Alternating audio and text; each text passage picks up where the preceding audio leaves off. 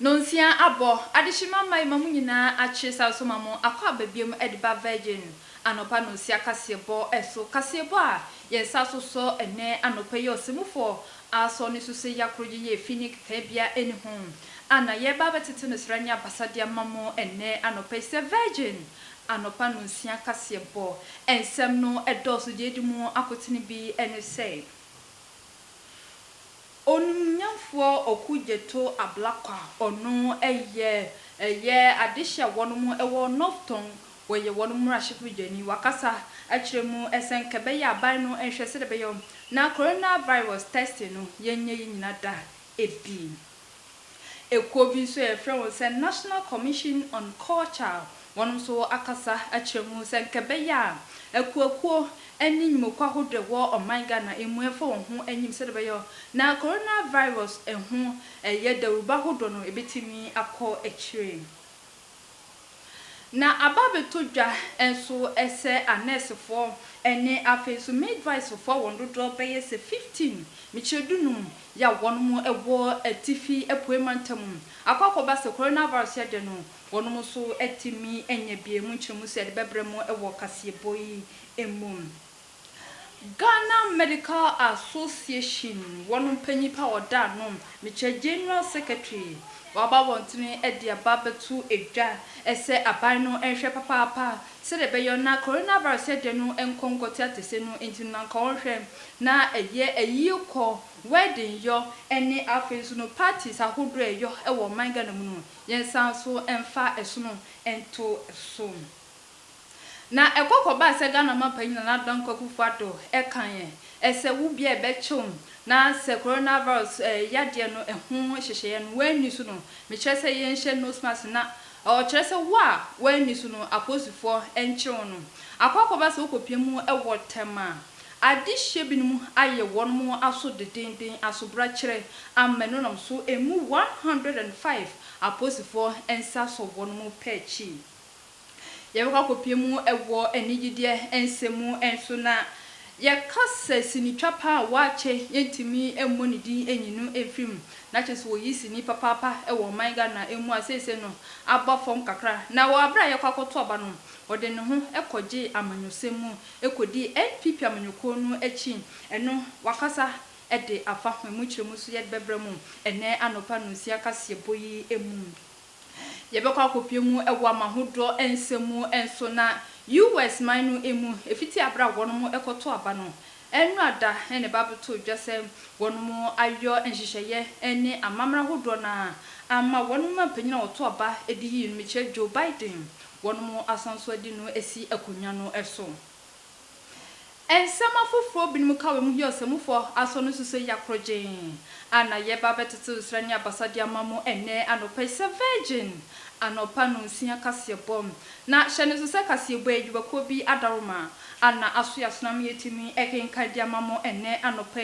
eye Success Preparatory School upe school papa edoba akoye bi school bia enu ntino aye odadwene unhu babia emfa oba no emfa isan coronavirus no hu entia ene na meka for Success Preparatory School ede amount won mu bon humodi ye papa chechefo no won mu enimde esan so ekyerade na school dan so de edutwam efe ankasa kasa won mecha kwan ewo adesu so won kwantempo no esom anase from ahomatrefo so na won ne opanyi papa no entwetwe enkomo na fa oba no ekoho no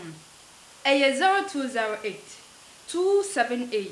198 0208 278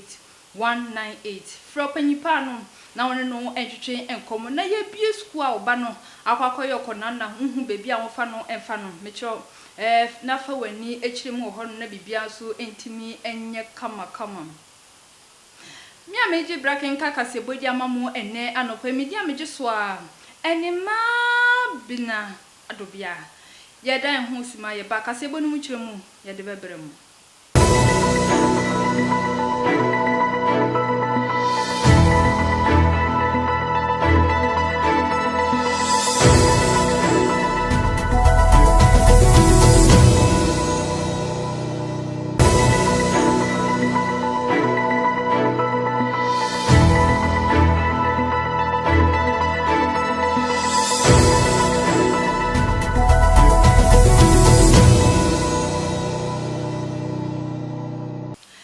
Ebusia esanso mamo akwa babiem ediba virgin anopa no nsia kase bono eso ye hye ase edia ababeto dwase coronavirus ya dia eyi niti ewo manga na emu ya na eye Ghana fo nyina da adwini se abafom no ababeto dwase asonso amma no homre so dedenden ewo manga na mu no enye asem kitwa kra na eno enam so amma okujeto ablakwa onimunyamfo a wono no ejina mu ede ama adehya wono ewo nofton wakasa achiremu esese de beyo na coronavirus ye de nyina da betimi aboye ho ban ede afri ho na obi nkonko tetibi enye no ho na afenso yasomu etimi adweye wo maiga na mu entinum na nka aban no enhwe se de beyo na test na hodua na enkane no coronavirus ba ye na yeyo no aban no ensanhwe na test na hodua no yensanso enhyase ewo maiga na emu Owura Okujeto Abrakwa eye mahyebedwani edema noton ono enene wodi ababetu edwase mampani na nadodankwa Akufo-Addo ne hyehye ya wodi agu akwemu edefa COVID-19 yade no ne nyina eye na eto asum papa eye nemum de womu behia papa eye no nso betimi ama COVID-19 no abre ase ene se wo behwehwe adofo no womu mogemu meche test wo beye test ahodo edi ama wo bibia ewo man Ghana mu titiri wo ne womu a womu efa wiemu hyengina bie mekire airport womu free mia ahodo eba o man Ghana emu na womu nyai sebe sika ene yetwa de ato womu ho se womu ba wom betua na emom yema obi enyine ho ne wonkoye sa test no emfa ma Ghana fo nyina titiri wo ne womu wo airport ho no esanse yade COVID-19 no yade wo obi ho a wontimi emfa wani ehunu agise nimpa no waye ne test enu nti na nadodankwa Akufo-Addo ene nimpanifo moden se test ne de yebema no ehia womu papa eyia timemu ne bia yebeye ne test sanso ena womu free wiemhyen ebesi fom ewo wiemhyen gina bia ho no yebeye womu test papa ne ehunu se nimpa no wo bi ansan wawura oman Ghana mu anase woni bi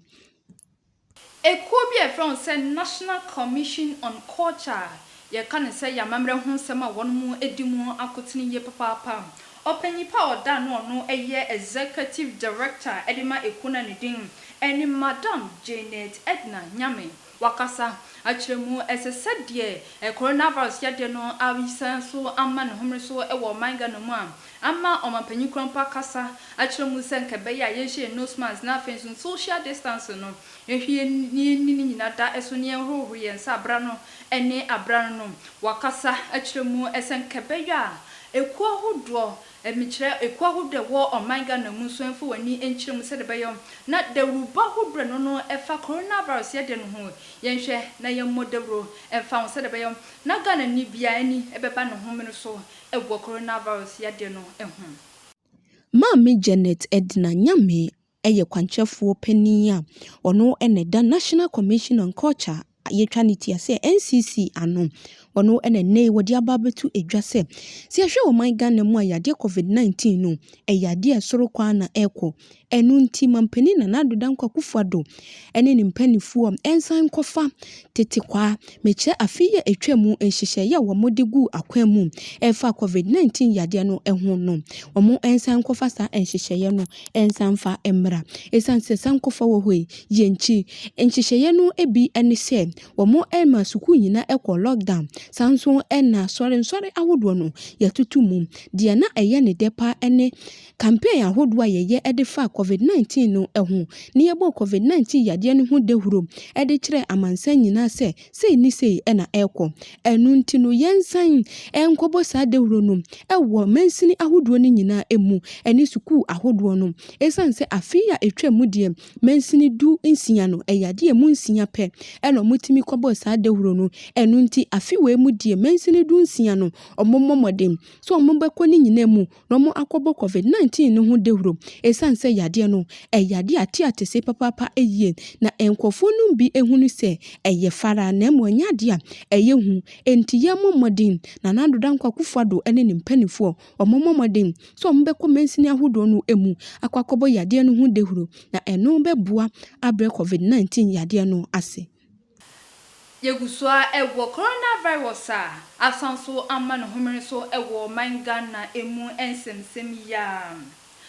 Na enche bianso ana Ghana Registered Nurses and Midwives Association one more ede ensemtrofo nhyemude ehhehwe so. Na wodwumade no ase no ene babeto dwa ese a nurses for be say 840 ya emu enan so afamu ahwe one more enkwa emu 840 no afamu enya coronavirus ya de no ebim. Na wodwumade no ase na ewo eye 840 ni mu no akwakoba se kopie mu ewo upper east mitretifi epoemantam ababeto dwa se a nurses for one more hono ana afen so midwives for one hono emu dunum mitre 15 die sisi e kase coronavirus ya denum one mu enya bi.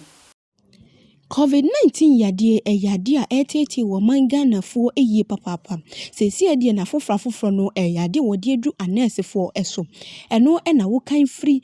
afiya etwemu ebesi January busumi emu a yade anese fo makomako 840 ena enya COVID-19 yade yi ebim ne yinanda ene se obi yare a yade anese ni ena behwe no eye COVID-19 o yade benya nurse ni ena ebehwe no eno ena name Public Relation Officer at the Ghana Registered Nurses and Midwife Association onimonyamfo Joseph Krampa wodi ababetu edwase yade anuoma hodo meche PPE tise nose masks and sanitizers ahodo eni nuoma bi a yede bebo ye ho ban efi COVID-19 yade no ho no yade ayaresa bia no bi ewo ho wo Ghana mu a wo mu de wo mu enye bi enu ntina ama sa yade yi etimi akire anesefo no emu bebre enu nti wode adesede to Ghana ye mampani na nadodan kwa kufado eni nimpanifo enimu se wo mommodem se ayaresa bia wo Ghana mu bia enuoma yede bo ye ho ban efri COVID-19 yade no ho no ye beche ama aso obia so se de be ya Ghana nurse fonso womo ho ebeto womo efri COVID-19 yade yi ho wokasa ene wode to aso se wokopie mu ewo atifido epoye mantemu yade January busumi ya mu no anese fo makomako dunum ena womo enya COVID-19 yade yi ebia eno no se wohwa na yade entwa yiye enu ntina na dodan kwa kufado ene nimpanifo womo emo homo modern se womo de sa PPE ananwema yade boye ho ban efi COVID-19 ho no ebebre anese fo ene ayaresabia ahodo wo Ghana mu nyina. Ghana Medical Association one more eku a one so ehwe yapomode ho ensensem eso na opanyipa no so eda no ne din eni owura Justice Yankson ya ono General Secretary edi ema ekuo no ono so akasa achemu esefiti abra coronavirus de no ebepie mu ewo Ghana emu no kamia sese de be yo ne betimi aboye ho ban no enti no aban no ehye mrakete edi esno eto party wedding ana fensu no yi kono wode esno eto so ana yenko bi kurampom na akokoba se yade no asanso apenya no hmene so ewo Ghana mu enti no eno nom so ama ekuo ya saba montrim edi ababeto aban no enim sen kebeya sa esno wode to ayie ko wedding ko ana afensu no party ahodo ayekona so nkaban no esanso enhwebiem sabre ya coronavirus ya de no asanso ma no homre so no osanso enhwe na ofa esno entutunu nyina da esubiem. Ghana Medical Association na yetwaniti ase GMA womo enene womo di ababetu edwase yade COVID-19 yade no esoro kwa na ekwo enu nti mampani na nadodan kwa kufado wone nimpanifo womo entenase na nhehye ya enka ne mecha fiye etwamu no womo di gugu akwan mu no womo nsamfa san nhehye no ensan emmara ebi eni se yebetutu sukuu mu yebetutu insori mu emponi party anase eyia yeye no wombesan atutumu na eno aboa abre COVID-19 yade no ase esan senhye ya womodi egu akwan mu sise woro wonsa hye wo nose mask anansa woni wadofo mpotia muntiti muntemu no yade anya ade Ghana fo ebedi samra no eso womu nimpefe se wo se womo ye nanso no nyade womo beye enu nti na nadodan kwa kufado ene nimpanifo womu nsamfa sa emra no se yebetutu suku ahoduom ensori ahodo eni party ahodo no ye ma no enkoso na yɛmfa mmara kete ento so se wo a wo nima obebu saa mmara no so no ye ne wo bedi no nyonyonyom eno betimi aboa ama covid-19 yade no ano abre ase. Secretary Michelle Churchofo Penny Edema GMA Dr. Justice Yosin and this assembly editudra. Na ochie ya ana Ghana mampanyina na do dankwa akufu ado ene Ghana fo ekasa ye nimprenu a etoso eye aduonum yenu ewo man Ghana emu efiti abra coronavirus yade no ebepie mu ewo man Ghana emu na wa abra wone Ghana fo ekasa no ana okachire Ghana fo nyina da esese ya hwe pa na ya ni emra hodo a yedi egu hono ede ama yade kodie coronavirus na eno ene se ye hye nose mask na afein so no yahwe social distancing ni edi so ni ahoroho yensa no o chese ya hwe ni ye pa ni edidi so dia ene na obema IGP ene ne mema no eto onhwagu montene so na se wo bia ebechew se wo nhye nose mask no ebinu wono mo emra no eni no akokoba se okopie mu ewo tema adihye binum ewo homekere Ghana fo binum wono mo aye wono mo aso de dendin amma chese coronavirus ehun hyehye ya ban no edigu akwamu se yenhwe ne yenhye nose mask de beyo na ebebo yankasa ye ho eban edi afri yade no honom akwakoba se wono mo apia bontena wono mo enhyehye bia no nam so amemu 105 de ababetodwa se aposifo ensa so wono mo pachi. Enche ye bia ena Ghana mampani na nadodankwa Akufo-Addo edetu Ghana ye nyina enimu se de yade covid-19 no esoro kwa na ekọ ninti ye momodin se nhyehyɛ ya empanifo de egu akwan mu ebiti se wo be ohoro wonsa wo be use sanitizers eni nose masks wo ne wadofo tia mo betete mu ntemu no ye be ma no ehia yen na bre ni abre nyina no ye be ye eno enam so ma ne de ohye edeto aposifo nyina enimu se wo modin se on be hyetimemu ni bia ama na hye nose mask ewo baabi bia wonam eno enenei akwa ye se Ghana fo no bi de eyade a wo mo enti wo bia case se de obi di bo ne nwum se wontie ne wate eno nti bi mu de nyade on betie de na nado dankwa Akufo-Addo wo kan ye no nempo wo mo ate eno enenure yada ukopie mu ewo tema meche nkran man mu eno de bi mu wo mo nam ka motimu no eyade nose mask no wo mo shebi eno ena posifo ensa so wo mu emu enkofo mako ohane enum emu binum eyade a nose mask no na wo mu ewo bi hyehye wo mu ho yenso nyade o mo de be hye wo mu hwene sanso ena enkofo no bi wo ho a na o mo de eyade a nose mask no ebi eni wo mu ho kura sankofo yi efiri mfie dunso ede kosi aduasa enum ena na wo mu ewo sankofo ya tema aposifo ensa so wo mu eno ena posi pani a wono ena ewo tema wode ababetu Ghana fo nyina yenimu se ye momodin se de na nado dankwa Akufo-Addo ekan ye no ye bedi so pepepepepepepe esanse je wo kan ye no eye edema yankasa ya pomudin se be yade no enye obi ya na che na wonya ne tiri edidim ebi wo ho wotimi efemu ehwere ne nkwa enu nti ye momodin si ye bedi nhyehyɛ ya empanifo ede agu akwan mu no eso. Aha, na ni nyina da enise nyina betimi abɔ ye ho ban ede afri yade no ho eno no yesi wankasa abɔ ho ban enti misro upia kai se obefa o nose mask na wahye na ode abɔ ho ban eni unua bi obebe wo no wahye se obebɔ ho ban ede afri no ho esan se upie no wonim onipa yade no bi ewo no ho a wo kokɔ tete ede abafie enti ebesere mu nyina ahwefo mo hwe na mu ni emra no eni hyehye no eso nya sade aposifo nsa so mu dia ene na enye obi ene kum entwi ebusuan ye to akase ebo no eso ne akakopie mu ewo enigide ensem emu na ye kasi ni twa adwuma ewo man Ghana mu a yentimi mu bodin enya wache edin emfiri mu da biara da na ekokoba se ye kwakoto aba no odi ne ho agi amanyosem mu kakra ama okokodi NPP amanyuko no echi eno enene wodi ababetu edwa eseni enti a ema no de ne ho ekodom NPP amanyuko no ni nyina da enese na eyade se enhyehye bia Ghana mampanyina na danko Akufo-Addo eba ban mu wodi egu akwama no any free SHS ni bi na afenso no enniema bia oyo edema creative arts industry no 18 enema no ede ne ho ekodom amanyusem emu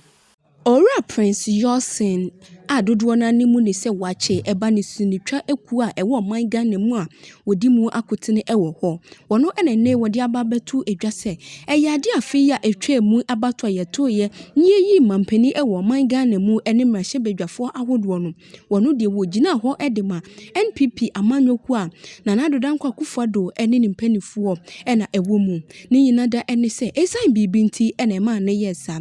Wɔkasa no ɛna wɔde to aso sɛ wɔhwɛ afi a etwa mu ananse mfie bi a etwa mu na ɛyɛ ade a mampani dada John Dramani Mahama na ban mu no na ɛyɛ ade sinitwa ekuo no wɔn ho kyerɛ wɔn papapa ɛyie nanso abira Nana Addo Dankwa Akufo-Addo ɛne ne mpanifoɔ ɛbɛfa akonnwa no ɛyɛ ade sinitwa ekuo no ɛkɔ so papapa ɛyie ɛnu nti ɛna ɛma ne gyina hɔ ɛde ma NPP amanyɔkuo na mampani Nana Addo Dankwa ɛna etu franka ɛde ma wɔn no ɛnu nti sɛ obi ɛte a ma ne nka sɛ wɔyɛ NPP ni anaasɛ wɔyɛ NDC ni na mmom ɛsan biribi nti ɛna ɛma ne yɛ saa na wɔno deɛ wɔnom amanyɔkuo bia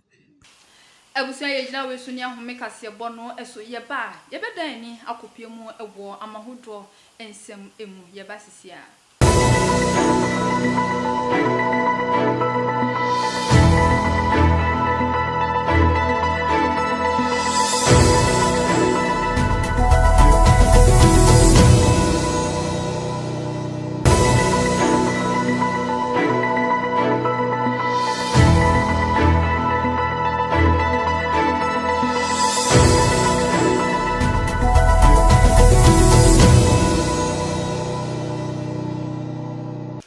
Ebusia esanso mamo akwa babiem edeba virgin anopa no sia kasebo no eso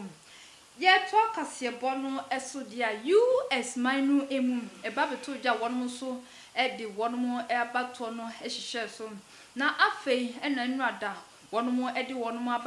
ye abato no ni nyina da se odi owini ye mekyere Joe Biden fiti abra owini ye na enua ana wonmo eye amamre ede pa no ho entoma ema ne saso ede no etina akonya kese na eno no ewo US minu emu yenkoko hwe video no bi emrasisia who seek a more perfect union. This is a great nation. We are good people. And over the centuries, through storm and strife, in peace and in war, we've come so far, but we still have far to go. We'll press forward with speed and urgency, for we have much to do in this winter of peril and significant possibilities. Much to repair, much to restore, much to heal, much to build, and much to gain. Few people in our nation's history have been more challenged or found a time more challenging or difficult than the time we're in now. Once-in-a-century virus that silently stalks the country. It's taken as many lives in 1 year as America lost in all of World War II. Millions of jobs have been lost. Hundreds of thousands of businesses closed. A cry for racial justice, some 400 years in the making, moves us. The dream of justice for all will be deferred no longer. A cry for survival comes from the planet itself, a cry that can't be any more desperate or any more clear. And now, a rise of political extremism, white supremacy, domestic terrorism, that we must confront and we will defeat. To overcome these challenges, to restore the soul and secure the future of America, requires so much more than words. It requires the most elusive of all things in a democracy: unity. Unity. In another January, on New Year's Day in 1863,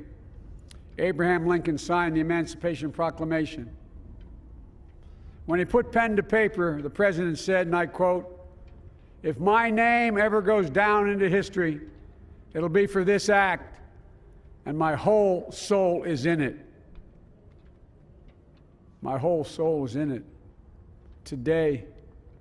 On this January day, my whole soul is in this, bringing America together, uniting our people, uniting our nation. And I ask every American to join me in this cause.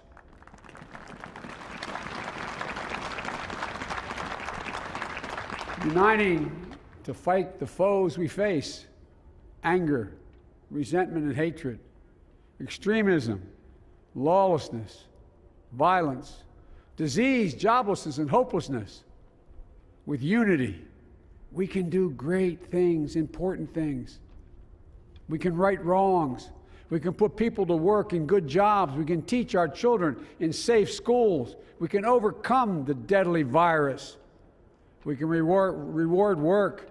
and rebuild the middle class and make health care secure for all. We can deliver racial justice, and we can make America once again the leading force for good in the world. I know, speaking of unity, ebusiana wesu ni yejina na kase bobo no ede babeso mo ene anope virgin anopa no nsia kase no aha ene edi ni nyina da esi na ansa ne beko no mumiehwe ne beto dwane bi ansa onumunyafo okujeto ablakwa wakasa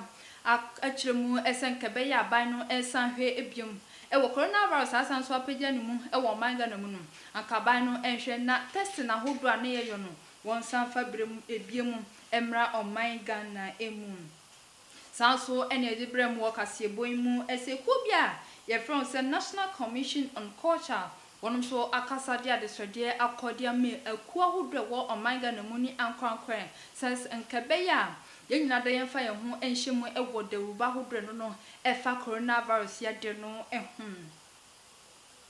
na ababeto dwa enso ese nurses for ne midwives for be se 15 na se dunum ya wonom ewo upper east enso ababeto dwa se coronavirus ya de no eya de se wonom enye bi na Ghana Medical Association so akasa atwemu se nkaban no enhwe biemu pam ese wode esno ebeto wedding eni afensu no eyeyo ana afensu no parties ahodo no akaba no enhwe biem na ofesu no entutu no nyina da eso celebeyo ni ebetimi abo ehu ban ede free coronavirus ya de no na wo coronavirus ya de mu aso yesanso ede bremu biemu ese adihye binumu ya wonom ewo tema ababeto dwa se no smas ahodo ya hyekete se ya ye pia ye nhye no wonom anhyehye bi ama ababeto dwa se emu 105 de aposifo ensa so wonom pechi wo enigide ensemu enso no yede bremu ese sinitwanya wagidin wo Ghana hanim se yefene se wache wakasa acheche ni nti a wode ne ho ekodom NPP amanyukonum ema wonom eyo wonom campaign yekopie mu ewa amanwodo ensemu ensom na Joe Biden US mampanyin afei anabrewa eyipuma kwam ama wonom edi no esi US akunya kese no eso se wonye wonom mampanyin ensema foforo binim ka we mu yosemufo eso no so se yakrogen ene de babesomo ene anope virgin anopa no nsia kase bo na ansa ne ebekọ no hye ne so se dwumako bia da romande boy echidom amietimi ekenka kase boy edemamo ene anope eye Success Preparatory School upe school papa edoba akwa wasum betimi ajodia na me kanfo Success Preparatory School ediamount achechefo hono ebon homodi ye papa na school no so efe ye pa bibia o hobi nti uba no kọ hono manani ebetimi age ye coronavirus ho hyehye no so ni bia edida na akwamu ewo hono fa uba no kọ na bia ntimi enye kama from ahomatofo so 0208 278 198 0208 278 198 from ono wono entwetwe komo na bibia entimi enye kama kasebo no esinami ameje bre ekenka kasebo no edemamo ene anopa media ameje so a enima bina adobia yemamu nyina mo no hwe ni tia adehye